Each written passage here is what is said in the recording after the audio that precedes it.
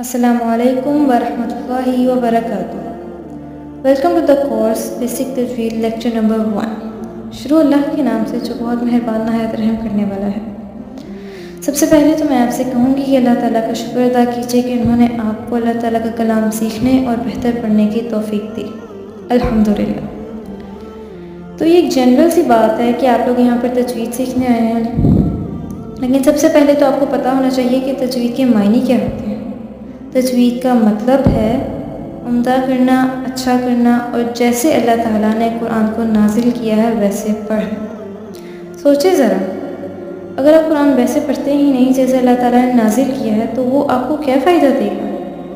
اب ممکن ہے یہاں کچھ لوگوں کے ذہن میں یہ سوال آئے کہ آخر اس بات کا کیا مطلب ہے کہ ہم قرآن کو ویسے نہیں پڑھتے جیسے اللہ تعالیٰ نے نازل کیا ہے۔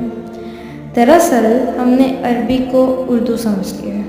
مثال کے طور پر اب اگر ہم کینچی اور کمرہ لکھتے ہیں، ان دونوں میں مختلف کاف کی قسم استعمال ہو رہی ہے، مگر ان کی آواز ایک جیسی ہے، لیکن عربی میں ایسے نہیں ہے۔ عربی میں اگر قل لفظ ہے، سورۃ الاخلاص کا پہلا لفظ لے لیتے ہیں قل، جو عموماً ہم ہر نماز میں چونکہ یہ والی صورت پڑھتے ہیں لہٰذا یہ والا لفظ بھی استعمال کرتے ہیں۔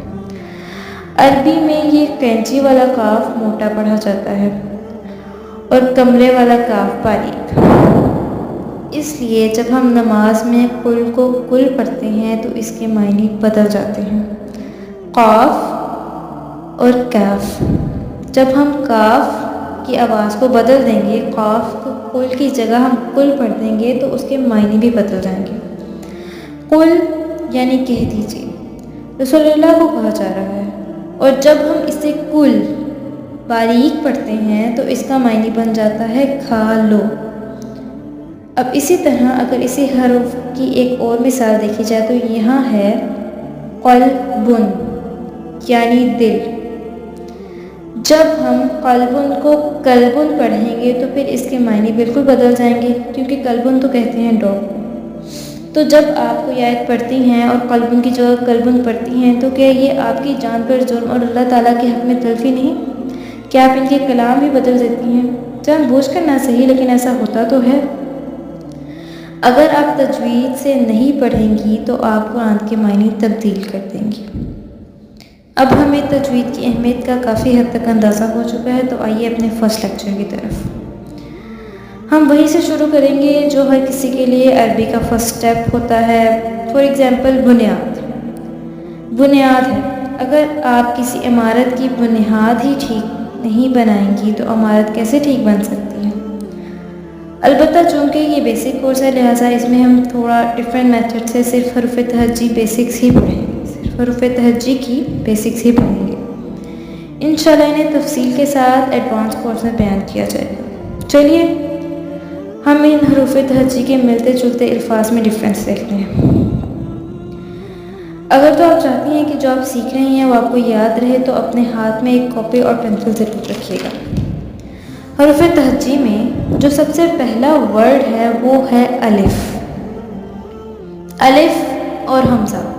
حمزہ کو بھی چونکہ الف ہی کہا جاتا ہے لہٰذا اگر آپ الف پڑھتی ہیں یا آپ حمزہ پڑھتی ہیں تو کوئی فرق نہیں پڑتا، ان کی ساؤنڈس بھی سیم ہے۔ اور الف کی ساؤنڈ سے ملتی جلتی جس ورڈ کی ساؤنڈ ہے وہ ہے عین۔ اب الف آپ نے سمپل پروناؤنسیشن کرنا ہے، الف کی آپ نے سمپل پروناؤنسیشن کرنی ہے۔ الف سمپل جیسے ایک ہی ساؤنڈ ہوتی ہے، لیکن عین کی ساؤنڈ پروناؤنس کرنے کے لیے آپ کو تھوڑی سی ایفرٹ کرنی پڑے گی، کیونکہ عین کی آواز کو آپ نے گلے سے نکالا ہے۔ مثلا اگر الف ہے تو امارا، اور اگر عین ہے تو آبادا۔ الف اور عین میں ڈفرینس ضرور کرنا ہے۔ اس کے بعد آگے دیکھتے ہیں تا اور طوا۔ اس میں تا باریک پڑھا جائے گا اور طوا پر یعنی موٹا پڑھا جائے گا۔ اب کچھ لوگ کیا کرتے ہیں، طوا کے آخر میں نون کی ساؤنڈ لے آتے ہیں، یعنی تواں۔ تو ایسے نہیں پڑھنا، آپ نے اسے طوا ہی پڑھنا ہے۔ اب چونکہ ہمارا لیکچر تھوڑا سا لمبا ہو گیا لہٰذا ہم باقی حروف کو اگلے لیکچر میں ڈسکس کریں گے۔ جزاکم اللہ خیرا کثیرا۔ السلام علیکم ورحمۃ اللہ وبرکاتہ۔